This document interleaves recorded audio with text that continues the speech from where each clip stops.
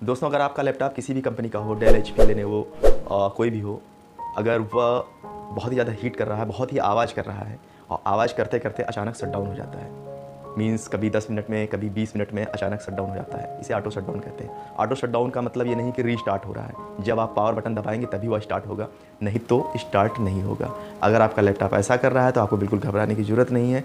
आप किसी नज़दीकी दुकानदार के पास जाइए, अपने फ़ैन को साफ़ करवा लीजिए या खुद ही अपने फ़ैन को साफ़ करके लगा दीजिए।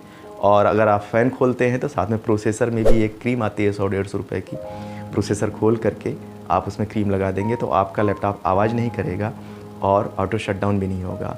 कोई गंभीर प्रॉब्लम नहीं होती है 90% चांसेस में। इसलिए आप बिल्कुल घबराइए नहीं, किसी दुकानदार के पास पहुंचकर ये मत कह देना कि प्रॉब्लम क्या है। वो आपके मदरबोर्ड को रिपेयर करके आपसे 1000-1200 रुपये ऐंठ लेगा।